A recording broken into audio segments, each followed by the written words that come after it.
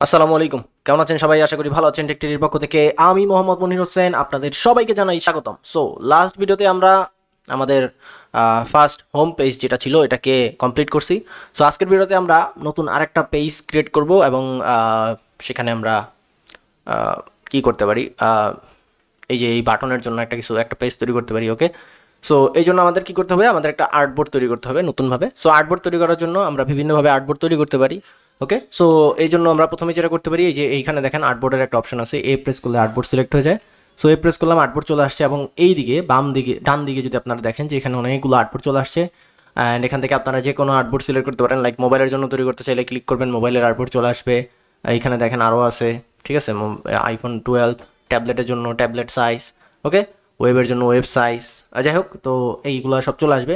তো আমি এগুলোকে ডিলিট করে দিচ্ছি, সিলেকশন টুল নেই এবং আর্টবোর্ডগুলো সিলেক্ট করে ডিলিট করে দিই, Ctrl 0।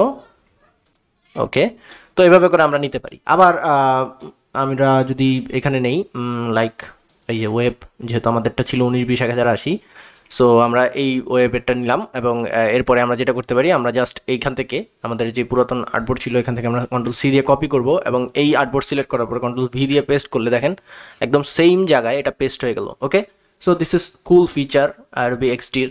অ্যান্ড আপনাকে কষ্ট করে কোনো কিছু ফিক্স করা লাগবে না, যেটা যেখানে যেই আর্টবোর্ডে যেমন থাকবে, যেই সেন্টারে থাকবে, যেভাবে অ্যালাইন করা থাকবে ওইভাবেই আপনি কপি করে পেস্ট করলে ওইখানে ওইভাবেই পেস্ট হবে। সো এটা আমরা করতে পারি, এইভাবেও করতে পারি আমরা, বাট আমরা এটাও করব না। আমরা যেটা করবো বেসিক্যালি সেটা হচ্ছে যে আমরা এটাকে সিলেক্ট করব, সিলেক্ট করার পর আমরা এখান থেকে লেআউটে যাব।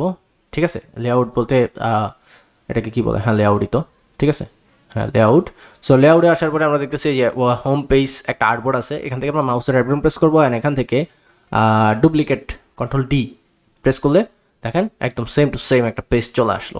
ওকে, তো এইভাবে করে আমরা আর্টবোর্ড নিতে পারি। আবার ধরেন আমরা যেহেতু দেখেছিলাম বিভিন্ন এলিমেন্ট আমরা কপি করি, যেমন ধরেন এই বাটনটা যদি আমি কপি করতে চাই, আমি অল্টার হোল্ড করে রেখে ড্র্যাগ করলে এটা কপি হয়, ঠিক আছে।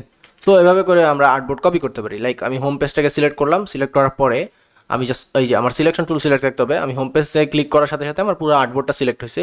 এরপর আমি অল্টার হোল্ড করে রেখে এটাকে ড্র্যাগ করলে, sorry, home page alter hold করে রেখে হোম পেজটাকে আমি ড্র্যাগ করব, তাহলে দেখেন পুরো হোম পেজ পুরো এইটা কপি হয়ে গেছে। ওকে, তো এভাবে করে আমরা কপি করতে পারি। এখন আমরা কি করব, আমরা যেহেতু নেক্সট পেজটা ইউজ করব, সো আমরা এখানে আর্টবোর্ডের নামটা চেঞ্জ করে দিই,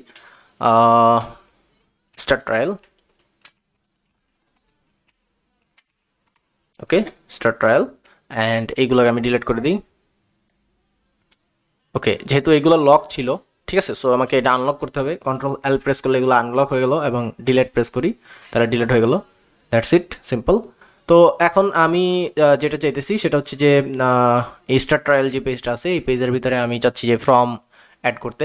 সো ফর্ম অ্যাড করার জন্য আমরা কি করব, আমরা ওয়ারফ্রেমে চলে যাব, ফাইল, ওপেন রিসেন্ট, এখান থেকে ওয়ারফ্রেম। ওকে, ওকে, ওয়ারফ্রেমে চলে আসার পরে এই যে দেখেন এখানে একটা সেকশন আছে ফর্ম নামে। সো এখানে আমরা যদি এই টোটাল ফর্মটা সিলেক্ট করি, এভাবে সিলেক্ট করি এবং Ctrl+3 প্রেস করি, তাহলে দেখেন এই ফর্ম সেকশনটা জুম হয়ে চলে আসে আমাদের কাছে। ওকে, তো এখান থেকে আমরা যে কোনো ফর্ম নিতে পারি, যে কোনো ফর্ম এখান থেকে নেওয়া যায়। ওকে, সো চলেন দেখি কোন ফর্মটা নেওয়া যায়।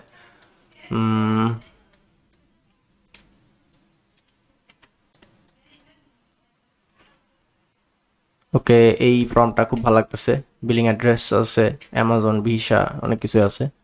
ওকে, চলেন আর কিছু আছে নাকি দেখি। আচ্ছা, এইটাই নেই, আমরা প্রথমটাই নেই।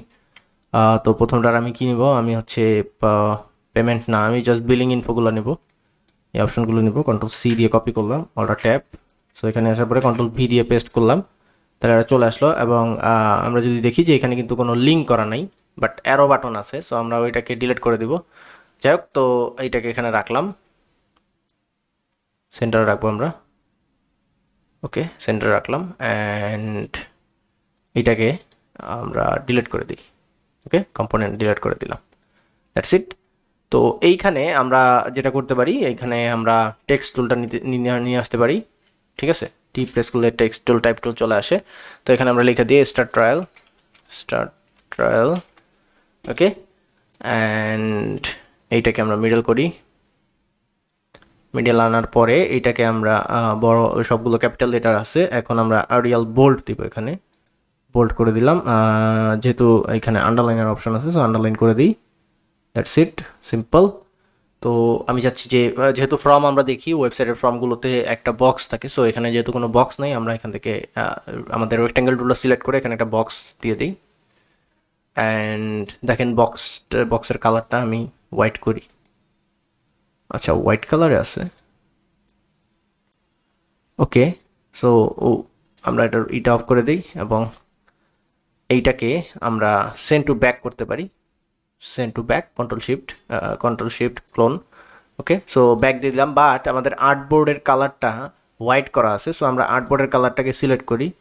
এটার ফিল কালারটা আমরা এই কালারটা করে দিই এবং এই হিরো বক্সগুলোকে সিলেক্ট করার পরে আমরা এটার কালারটা, আচ্ছা কন্ট্রোল এল দিয়ে লক করা আছে, সো আনলক করলাম এবং এইটার ফিল কালার আমরা হোয়াইট করে দিই, তাহলে দেখতে ভালো লাগবে। That's it. তো সেম ওয়েতে এইটারও আমরা সেম কাজ করি, এই আর্টবোর্ডের কালারটা আমরা দিব ash grey colour, okay that's it, simple. So হয়ে গেল এবং এইখানে আমাদের স্টার ট্রায়াল যে অপশনটা ছিল এটাও চলে আসলো, ওকে।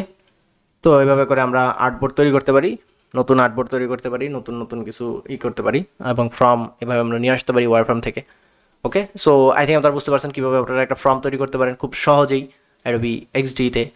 সো আজকের ভিডিও এই পর্যন্তই, আশা করি ভিডিওটি বুঝতে পেরেছেন। যারা ফেসবুকে দেখতেছেন, যারা নতুন আছেন তারা অবশ্যই পেজটাতে লাইক করবেন এবং ফলো করবেন, আর যারা ইউটিউবে আছেন, যারা নতুন আছেন তারা অবশ্যই সাবস্ক্রাইব করবেন এবং পাশে থাকা বেল আইকনটি প্রেস করে দেবেন, আর যারা পুরাতন আছেন তারা সবাই লাইক কমেন্ট শেয়ার করবেন। নেক্সট ভিডিওতে দেখা হবে, তো বন্ধু সবাই ভালো থাকুন, সুস্থ থাকুন, আল্লাহ হাফেজ, আসসালামু আলাইকুম।